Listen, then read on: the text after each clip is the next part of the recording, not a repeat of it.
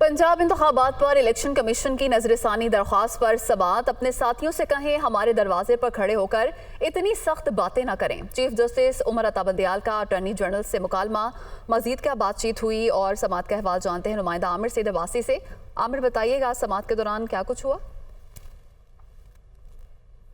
देखिए, chief justice of Pakistan justice Umar Ata Bandial की सरबराही में सुप्रीम कोर्ट के 3 रुकनी बेंच ने आज फिर समाअत की इलेक्शन कमीशन की उस नज़रसानी दरख्वास्त पर, जिसमें इलेक्शन कमीशन का मौक़िफ़ है कि सुप्रीम कोर्ट जो पंजाब में इंतखाबात कराने का जो 4 अप्रैल का हुक्म था कि 14 मई को पंजाब में इंतखाबात करवाए जाएँ, उस हुक्म पर नज़रसानी करे। आज की समाअत में इब्तदाई तौर के ऊपर जब समाअत शुरू हुई तो सबसे पहले अटॉर्नी जनरल रोस्टम पर आए और उन्होंने कहा कि अदालत ने कुछ ऑब्जर्वेशन दी है, जिसमें ये कहा है कि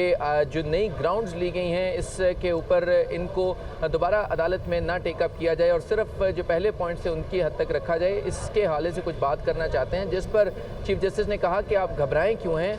बिल्कुल घबराने की ज़रूरत नहीं है, हम तफसील से आपको सुनेंगे। लेकिन चीफ जस्टिस ने यह कहा कि हम आपको ये भी बताना चाहते हैं कि हम आपको सुनकर ही कानून के मुताबिक फ़ैसला करेंगे, लेकिन जिस तरीके से एक बातें की जाती हैं सुप्रीम कोर्ट के गेट के ऊपर आकर आपके दोस्त गुफ्तगू करते हैं, उनसे परहेज़ किया जाए। और चीफ जस्टिस ने कहा कि ये बातें गैर मुनासिब हैं, जिस तरह पार्लियामेंट ऐवान में भी बातें की जाती हैं और फिर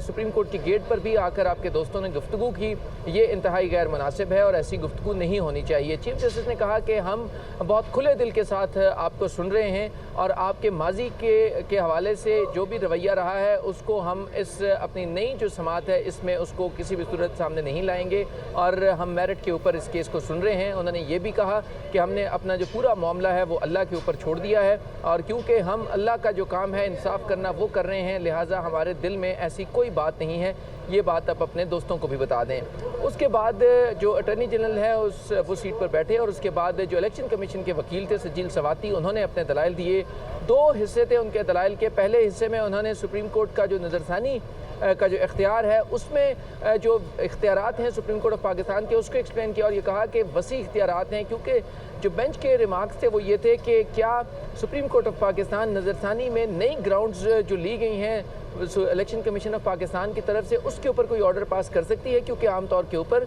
एक रवायत है कि नज़रसानी में सिर्फ लिमिटेड स्कोप होता है कि क्या फैसले में कोई गलती थी या नहीं थी। लेकिन इलेक्शन कमीशन ने क्योंकि नई ग्राउंड्स ली हैं तो इसके ऊपर दलाइल दिए जाएं कि क्या इलेक्शन कमीशन नई ग्राउंड्स कैसे ले सकता है। इसके ऊपर जो वकील थे इलेक्शन कमीशन के, उन्होंने कहा कि एक वसी इख्तियारात हैं सुप्रीम कोर्ट ऑफ पाकिस्तान के पास कि वो आइन और कानून के मुताबिक ही फैसला कर सकता है।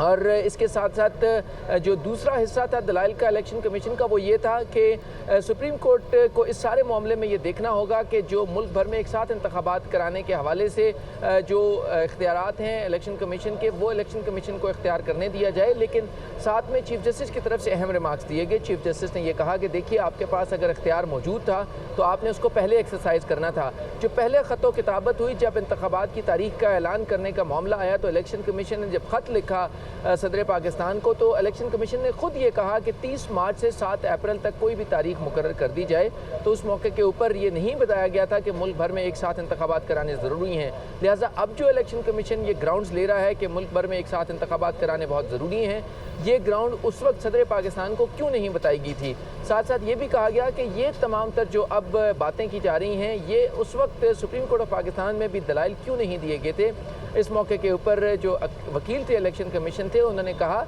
कि क्योंकि सुप्रीम कोर्ट ऑफ पाकिस्तान किसी भी सतह के ऊपर कोई भी हुक्म जारी कर सकती है, सुप्रीम कोर्ट के पास वसी इख्तियारात हैं और सुप्रीम कोर्ट आइन की तशरीह करती है, लिहाजा सुप्रीम कोर्ट के पास जो इख्तियारात हैं बहुत वसी हैं और सुप्रीम कोर्ट किसी भी सतह के ऊपर आइन और कानून के मुताबिक कोई भी हुक्म जारी कर सकती है। लिहाजा अब इस मामले को देखना बहुत ज़रूरी है कि मुल्क भर में एक साथ इंतखाबात कराए जाएंगे तो तभी ये जो तनाज़ात हैं और जो एक बहरान है इसकी कैफियत से ख़त्म किया जा सकता है। आमिर, ऑडियो लीक्स कमीशन को मुबैना ऑडियोज़ फराहम कर दी गई हैं, इस मामले पर क्या पेशरफ्त हुई है?